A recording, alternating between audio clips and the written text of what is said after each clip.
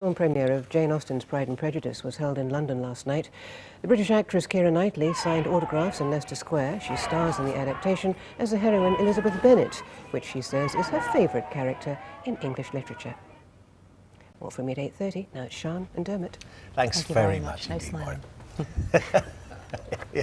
The time now is 13 minutes past 8. Let's take you back to our top story now. Yes, and Britons who found themselves trapped in the devastating aftermath of Hurricane Katrina in New Orleans just over a week ago have been returning to Britain. And they bring with them shocking tales of what they witnessed as they joined thousands of others in the Superdome. We're joined by two of them now, Jane Wilden and Neil Coffey. Hello to you both. Hi. Thanks very much for coming in, and you must be very, very relieved to be back in Britain, I would imagine. We spoke to you earlier. Let's have a quick chat with Neil. Okay. Neil, what happened when you were there?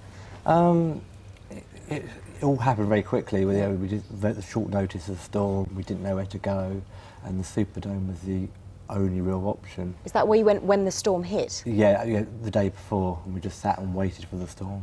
I mean, a lot of people are going to say, Neil, you were in the area. Presumably you were aware that a hurricane was coming. Did you make any efforts to get out?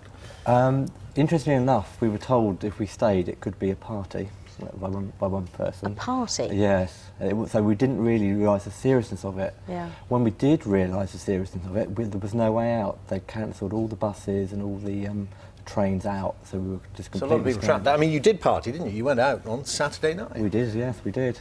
And it wasn't until 9 o'clock the Sunday morning when the mayor announced an evacuation we realised how serious it really was. Right. Jane, you were telling us earlier, it didn't sound much like a party for you at the Superdome, any of you really there. Yeah, all the internationals were sort of herded together really for their own protection. Can you explain what was going on there? Basically, the Army and the Air Force made sure that any international people that they found were directed to one place so that we could all be kept together for our own safety, really, because after the storm hit, that's when the majority of the riots and things like that started. Could you feel the storm as it was going on outside? What was happening, Neil? Ripping metal, it's a terrific sound, and one part of the roof started to lift and you could see daylight, and that was probably the scariest moment of the storm because you wasn't sure whether the whole roof would come off or not.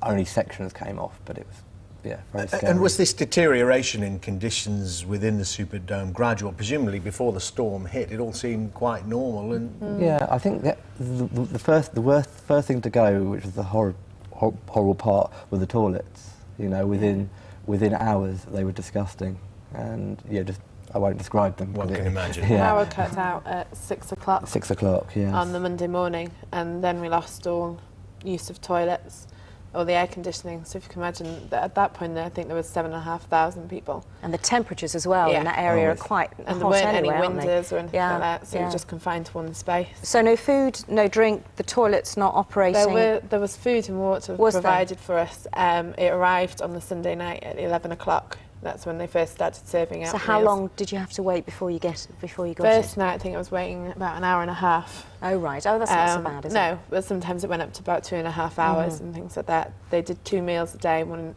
for breakfast, one for dinner, and they were just basic army packs.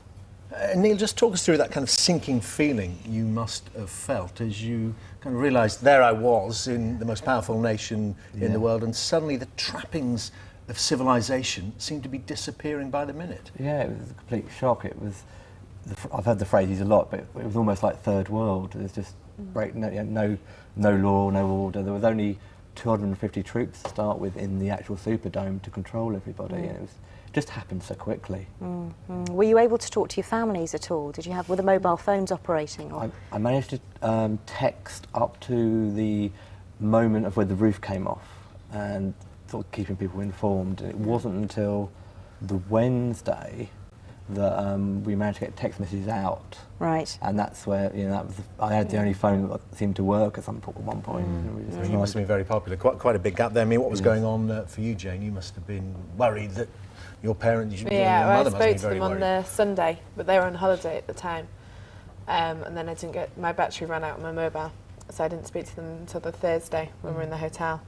Oh, that's been so relieved. Yeah, definitely. We hear a lot of stories about people being threatened in terms of their personal safety, really worrying about whether they're going to be attacked, and some stories about women worried that they were going to be raped, indeed some stories of rape. Did you see any of that yourself? Were you witness to any of that? I know for a fact that me and some of the girls The men would just come up and stroke your stomach and stroke your back and your bottom, trying to find things on you, and I think that they could sell and things like that.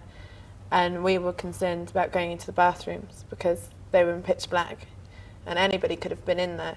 And towards the end, before we got out on the Wednesday, we were actually taking some guys with us to stand outside, just in case, because you don't know who's in there, you don't know what's going to happen once you're in there. Well, Jane, Neil, thank you very much indeed for talking to us this morning, and welcome back. Thank you very Welcome much. back. Thank you very much. Clean and healthy, and you've had a good night's sleep and a shower and Yeah. eaten properly. Good. Thanks you. very much for coming in. Time's 8:18. Coming up on the programme this morning, we have teenage romance. Can Christian youth workers change the habits of a group of British teenagers? Breakfast talks to the Hollywood tough guy Russell Crowe. He's hoping his latest movie, Cinderella Man, will pack a punch with the audiences.